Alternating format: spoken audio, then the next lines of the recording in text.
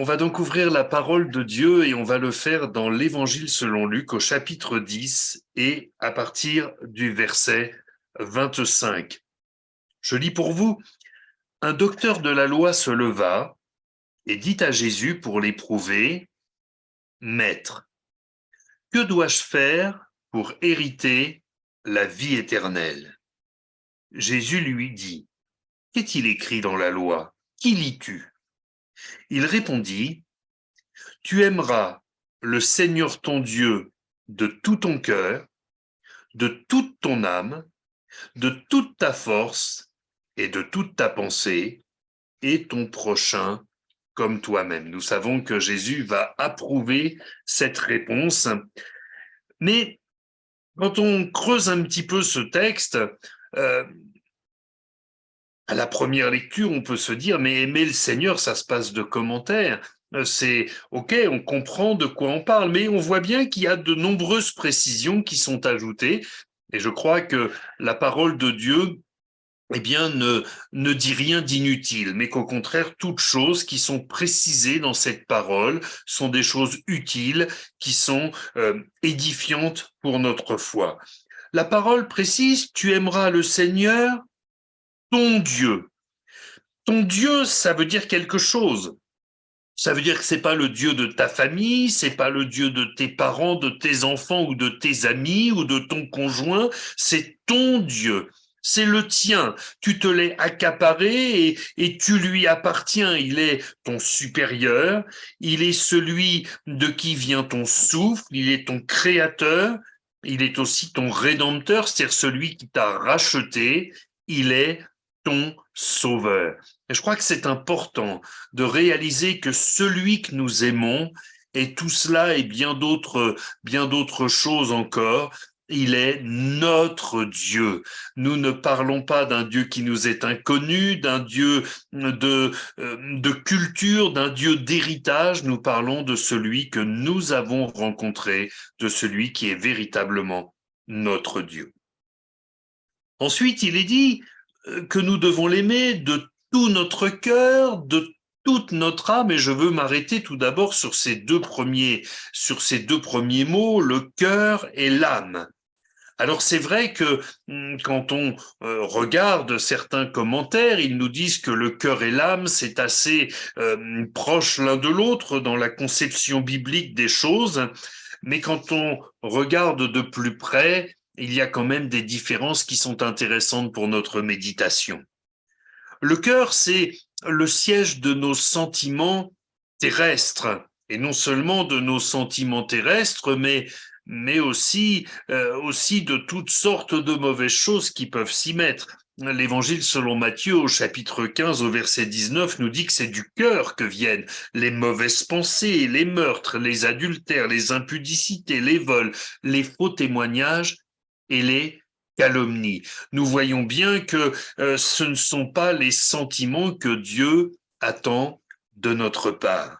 Non, il veut que nous l'aimions, eh bien tout d'abord de manière terrestre. Ça semble tout à fait étonnant, mais peut-être avons-nous tort de trop vouloir séparer ce qui est spirituel de ce qui est naturel. Parce que finalement, qui est le créateur de ce qui est naturel si ce n'est notre Dieu? Il a créé notre cœur, il nous a donné cette capacité d'avoir des sentiments terrestres, et déjà dans nos sentiments terrestres, il y a un premier niveau d'amour que nous lui devons. Ensuite, il est précisé de toute ton âme. L'âme, c'est quand même quelque chose de particulier puisque l'âme survit à notre chair.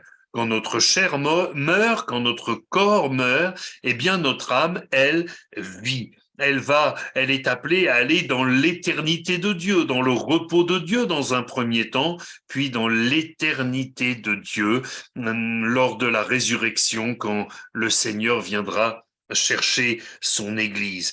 Et donc, nous voyons que si nous sommes appelés à aimer Dieu de tout notre cœur, c'est-à-dire de tous nos sentiments humains terrestres, eh bien nous sommes également appelés à entrer dans une dimension d'amour nettement supérieure, qui est cet amour éternel que nous portons à notre Dieu et qui fera que nous serons eh bien dans le ciel, pour l'éternité, adorant le Seigneur avec les anges, avec toutes les créatures célestes que le livre de l'Apocalypse nous décrit. Le troisième mot qui est donné pour ce grand amour que nous devons à Dieu, c'est de toute notre force. Tu aimeras le Seigneur ton Dieu de toute ta force. Alors s'il est question de force, c'est qu'il est question de faire des efforts. Ça demande un effort d'aimer Dieu de toute notre force. Parce que, eh bien, il y a des moments, reconnaissons-le, où nous aimons particulièrement Dieu parce que nous vivons une bénédiction, nous vivons un temps particulier, nous vivons peut-être des temps sur la montagne, comme on pourrait dire, c'est-à-dire des temps spirituels particulièrement forts et élevés. Mais il y a aussi des moments, nous le savons, où nous vivons des épreuves, où nous vivons des choses qui peut-être nous découragent. Et là, pour aimer Dieu, nous avons besoin de faire l'effort. Nous avons besoin peut-être de nous remettre en cause en disant Seigneur, je veux pas cesser de t'aimer parce que c'est difficile, mais au contraire, comme le psalmiste exhortait son âme en disant mon âme bénis l'Éternel. Eh bien, nous voulons dire mon âme aime l'Éternel, fais l'effort, vas-y, même si c'est difficile. J'ai pensé à ce texte que le Seigneur nous laisse dans Luc au chapitre 13, où il nous est dit « Efforcez-vous d'entrer par la porte étroite ». Vous savez, je crois qu'il y a un équilibre. Il ne nous faut ni tomber dans l'excès qui consiste à dire que tout est facile, tout est acquis, le Seigneur a tout payé, donc nous, on n'a rien à faire. Ça n'est pas la vérité. Et il ne faut pas non plus tomber dans l'excès inverse qui peut-être nous ferait dire que nous avons à nous battre sur tous les points, parce que tout est accompli à la croix. Et vous voyez, il y a toujours cet équilibre entre le salut par grâce, par le moyen de la foi, et le salut non pas par les œuvres, mais les œuvres qui démontrent le salut que nous avons reçu, les efforts que nous fournissons parce que nous savons à quel prix nous avons été rachetés. Cet amour, c'est un amour de toutes nos forces. C'est pas un amour sentimental, c'est pas un amour mou, c'est pas un amour qui se laisse aller en pente douce. C'est un amour qui sait que des fois, eh bien, un ancien premier ministre, Monsieur Raffarin, disait la route est droite mais la pente est raide. Eh bien, parfois, c'est ce que nous pouvons ressentir quand nous suivons le Seigneur. La route, elle est droite, elle mène au Seigneur. Nous savons, nous connaissons, nous trouvons ces chemins tout tracés en nous, comme nous dit la parole. Mais parfois, la pente est raide, il faut faire l'effort, il faut s'accrocher. Et puis, le dernier mot qui est donné à l'égard de cet amour, c'est de toute ta pensée. Tu aimeras le Seigneur ton Dieu de toute ta pensée. Nous avons coutume de dire que les choses commencent à rentrer par notre tête et doivent descendre à notre cœur. Et c'est vrai, certains, par exemple, ont tout compris de qui est le Seigneur Jésus, de l'œuvre qu'il a accomplie sur la croix. Ils l'ont compris intellectuellement, mais ça n'arrive pas à descendre à leur cœur. Et là, voyez-vous, c'est très étonnant parce qu'on a le chemin inverse, puisque on doit commencer à aimer le Seigneur de tout notre cœur, et puis on va plus en profondeur de toute notre âme.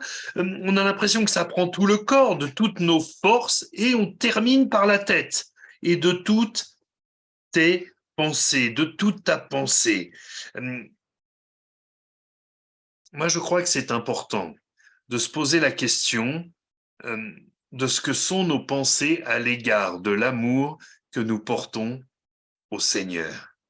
Est-ce que réellement nous mettons le Seigneur en premier dans nos pensées, en premier dans nos raisonnements, en premier dans nos choix? Bien sûr, il y a des choix qui s'imposent parce que le Saint-Esprit a conduit d'une manière particulière, parce qu'une parole de Dieu nous a été donnée, nous avons une direction toute tracée, c'est assez simple quand c'est comme ça, même si parfois cela peut demander des sacrifices. Mais parfois, il nous faut réfléchir. Il nous faut réfléchir parce que rien n'est évident pour prendre une décision et quand nous réfléchissons, eh bien, pourvu que ce soit avec l'amour que nous portons à notre Dieu. Nous réfléchissons en disant, mais qu'est-ce qui va lui plaire? Qu'est-ce qui va l'honorer? Qu'est-ce qui va faire que, eh bien, le Seigneur va y trouver son compte?